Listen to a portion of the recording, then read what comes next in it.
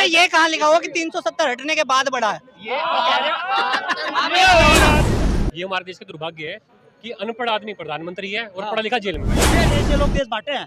अब इनके समर्थक ऐसे हैं भाजपा के, तो इनके सीनियर समर्थक कैसे होंगे जो इनको ज्ञान दिए हैं? सत्तर का सबसे बड़ा फायदा तो ये हुआ है कि जो हमारा देश था वो हमारे पास वापस आ गया है। छापे जो है आपने वो दूसरी स्टेट में डाले, पक्ष पे डाले, लेकिन उनमें बरामदगी क्या करी? कोई बरामदगी का नामो निशान नहीं है। ईडी के सारे छापे में हमेशा विपक्षी टारगेट क्यों होता है? क्यों आपने उसके निदेशक का कार्यकाल बार बार एक्सटेंड करा? पिछले साल अक्टूबर तक उसे खींच के ले गए। जब सुप्रीम कोर्ट ने डंडा दिया कि आपके पास क्या कोई दूसरा ऑफिसर नहीं है, तब उसके बावजूद भी खींच तान करके साहब अक्टूबर में इसे रिटायर कर देंगे, तब जाके एक नया बंदा लेके आए जो आपके मन मुताबिक काम कर सके। सीबीआई के निदेशक का तो आपने कार्यकाल बढ़ाया लगातार। क्यों बढ़ाया? क्योंकि आपके फेवर में काम कर रहा था। जो एजेंसी आपके फेवर में काम कर रही है आप उसे लगातार बढ़ाए जा रहे हो। कार्यकाल क्यों बढ़ाए जा रहे हो भाई? क्या बोलेंगे भाई? कोई बात नहीं, इस तरीके से हम क्या बोलते हैं, मोदी जी का भी कार्यकाल बढ़ा देंगे। क्या हो गया? 5 की जगह 10 कर देंगे क्या मोदी जी का कार्यकाल? अब की बार दोबारा मोदी जी को ले आएंगे, उनका कार्यकाल दोबारा बढ़ा देंगे।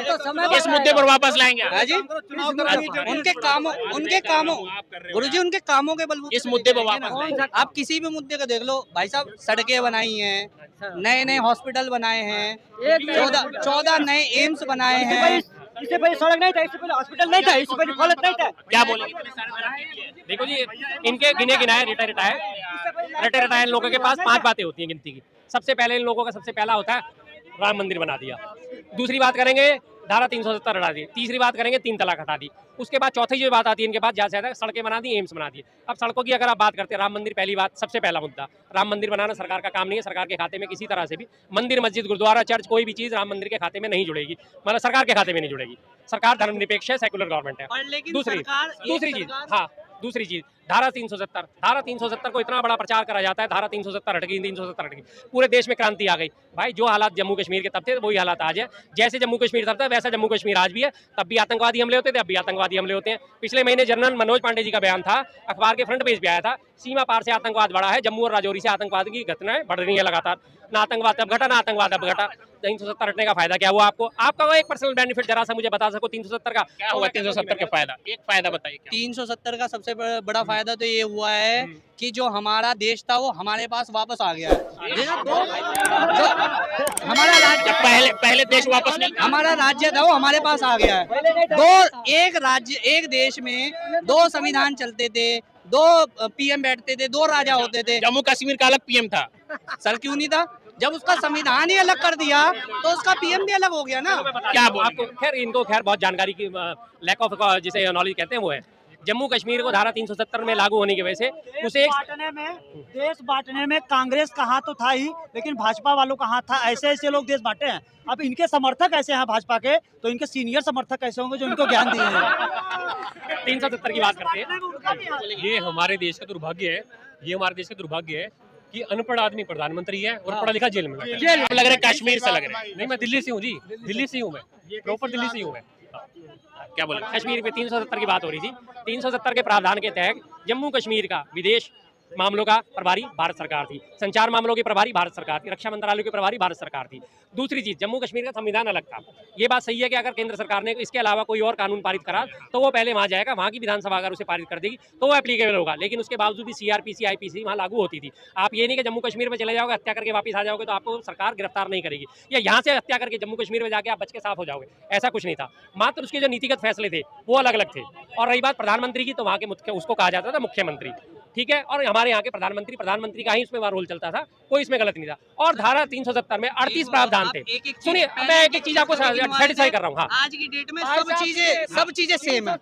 आज की डेट में सब चीजें सेम है, सब चीजें सेम है। जो इंडिया में था, जो किसी भी राज्य में था या है, वही आज की डेट में जम्मू कश्मीर में है। पहले अलग अलग हो रखी थी चीजें, बहुत चीजें अलग अलग हो रखी थी। जैसे आपने जम्मू कश्मीर जाने के लिए कोई परमिट लेना पड़ता था, प्रॉपर्टी खरीदने के लिए परमिशन लेनी पड़ती, प्रॉपर्टी खरीदने के लिए परमिशन अभी भी नागालैंड में भी आपको लेनी पड़ेगी, हिमाचल में भी आपको लेनी पड़ेगी, उत्तराखंड में भी आपको लेनी पड़ेगी, आसाम में भी आपको लेनी पड़ेगी। वहाँ कौन सी 370 लगी हुई है? सर परमिटेबल ही नहीं था, पहले तो ले ही नहीं सकते थे। आप जम्मू कश्मीर में प्रॉपर्टी लेके बड़े खुश, सिम कार्ड अब ले लोगे। अभी मैं होके आया हूँ पिछले महीने जम्मू कश्मीर में, अभी भी प्रीपेड सिम कार्ड में चलता ही नहीं है। सर तो आप खरीद तो सकते हो, कैसे खरीदोगे? खरीद तो सकते नहीं है, बिलिंग वाले हैं अभी भी। 70 हटने के बाद भी यही हाल है। तो सर धीरे धीरे चीजें चेंज सबसे पहले जो पत्थरबाजी होती थी 500 रुपए दिहाड़ी के रोज पर जो पत्थरबाजी होती थी वो पत्थरबाजी रुकी। केंद्र से जो पैसा जाता था 3 फैमिली जो बांट के खा लेते थे, वहाँ का विकास नहीं हो रहा था, उस चीज को दूर किया गया। आतंकवाद में भी 72% कमी हुई है। पहले जैसा कोई भी चीज जब है तो धीरे धीरे खत्म होगी, एकाएक खत्म नहीं होगी। तो खत्म हुआ है, बहुत कंट्रोल हुआ है इस चीज पर। जवाब ले लेता हूँ। आतंकवाद की बात कर रहे हैं, ये रहा, बोल लेता हूँ। जनरल मनोज पांडे जी का बयान है। एक सेकंड जरा, आप कह रहे हो बार बार जनरल मनोज पांडे जी ने बोला था। एक मिनट जरा, मुझे मोबाइल देखने देखिए इस समय ढूंढा जा रहा गूगल पर कि कब हुआ था। अब उस समय आए दिन बच्चे से भी पूछते थे तो बताता था उस समय। मेरी बात पे यकीन नहीं करोगे ना? हिंदुस्तान अखबार की फ्रंट पेज की खबर है। ये देखो, इधर आगे देखो, पुंछ राजौरी में। अरे सुनो सुनो सुनो सुनो, बात क्यों रहे हो भाई? आराम से सुनो, शांति से।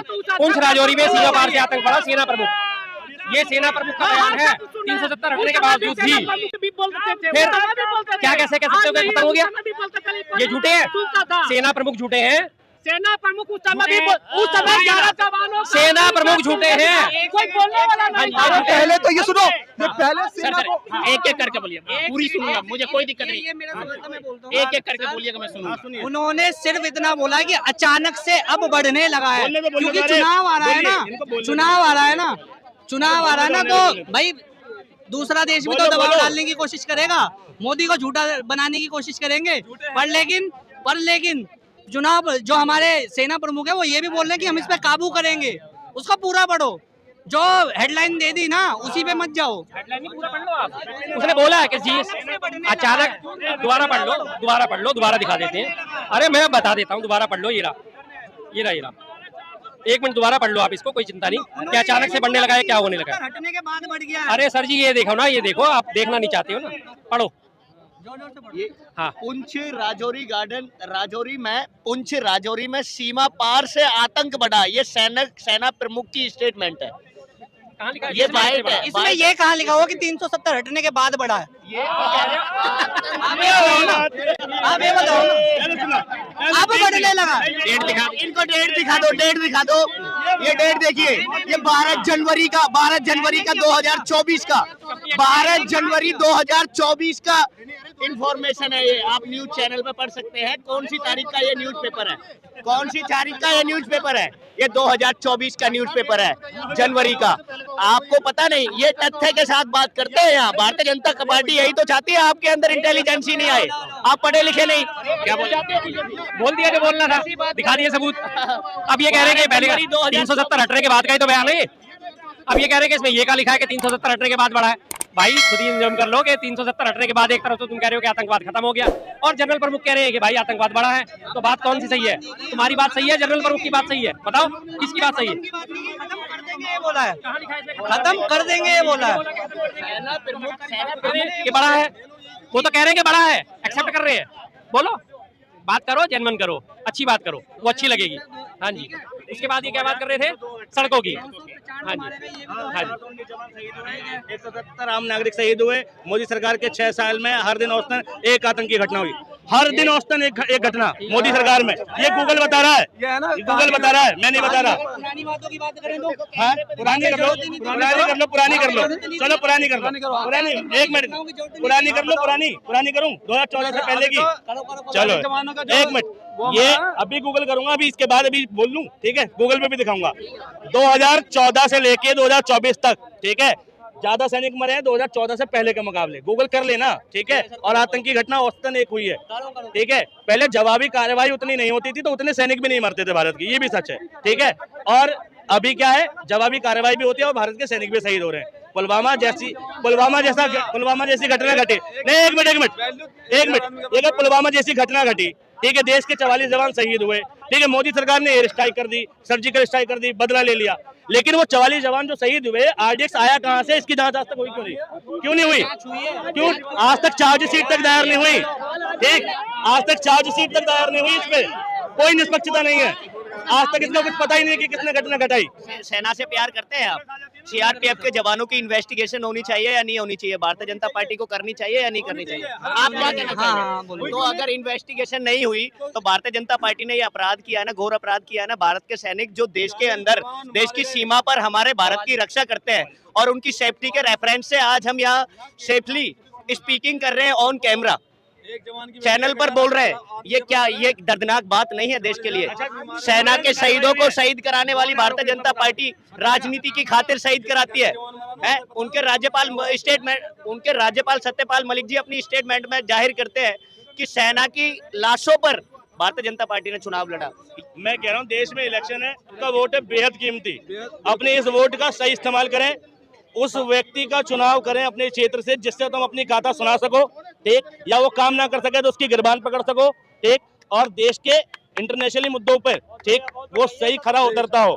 देश में महंगाई कम करे, बेरोजगारी कम करे, देश में शिक्षा की बात करे, ऐसे नेता को वोट दो। ऐसे नेता को वोट मत दो जो धर्म के नाम पर आता हो, जो धर्म के नाम पर लोगों को क्रिटिसाइज करता हो। धर्म के नाम पर आज मैं एक मिनट, अगर मैं देशवासियों से सिर्फ इतना कहना चाहूंगा, अगर बाकी में आपको परिवर्तन चाहिए 2024 में, तो सिर्फ मुद्दा सिर्फ एक ही होना चाहिए। याद रखा, ballot paper, only for ballot paper. अगर आपको चेंज चाहिए सरकार तो आपको ये बताना पड़ेगी, ये हटाओ देश बचाओ, ये बताओ देश बचाओ, जब भी सत्ता पलट सकती है, वरना बीजेपी को आने से कोई रोक नहीं पाएगा।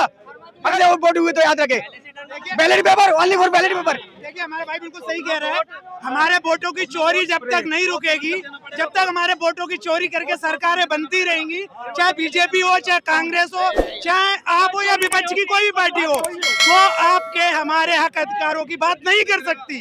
इसलिए पहले अपने वोटों की चोरी रुकनी चाहिए, विपक्ष को भी इस विषय पे एकजुट होना चाहिए। बैलेट पेपर लेके आओ और देश को बचाओ, संविधान को बचाओ। पहले जो है कि अगर चोरी होती तो सत्ता से बाहर कांग्रेस नहीं जाती। इससे जाहिर हो गया कि कांग्रेस पार्टी के टाइम में ईएम की धांधली नहीं देखी गई। आज भारतीय जनता पार्टी के राज में MLA MP Bharatiya Janata party के घर से, उनके घरों से ईएम बरामद होती है। देश के अंदर क्या है, लोकतंत्र के लिए खतरा है। अरविंद केजरीवाल जी को इन्होंने देश के अंदर जेल के अंदर डाल दिया। वो शहीद भगत सिंह, पहले देखा था आपने, देश के अंदर शहीद भगत सिंह को प्रताड़ित करने वाले अंग्रेज, ब्रिटिशों ने प्रताड़ित किया शहीद भगत सिंह को। आज अरविंद केजरीवाल जी जो शहीद भगत सिंह का रोल देश के अंदर निभा रहे हैं, शहीद भगत सिंह का रोल जो देश के अंदर निभा रहे हैं, उनको अंग्रेज के रूप में भारतीय जनता पार्टी प्रताड़ित करने का काम कर रही है, देश के लोकतंत्र को डिस्ट्रॉयड करने का काम कर रही है। ये देश के अंदर नहीं चलेगा। देश के अंदर लोकतंत्र सर्वोपरि है। लोकतंत्र के रेफरेंस से ही आप यहाँ स्पीकिंग कर रहे हैं, बात कर रहे हैं, डिबेट कर रहे हैं। देश के अंदर संविधान बचेगा, उसके बाद संविधान देश चलेगा। ये देश मैं धन्यवाद करना चाहूंगा, वेलकम है सोशल मीडिया का। सोशल मीडिया की ताकत है जो आज सच्चाई को दिखाया जा रहा है, वरना नेशनल मीडिया आज देशद्रोही हो चुकी है, आज सच्चाई को दिखाई नहीं जाती। याद रखा ये, अगर देश को कोई बचा सकता है, आज अगर देश को कोई बचा सकता है तो वो सोशल मीडिया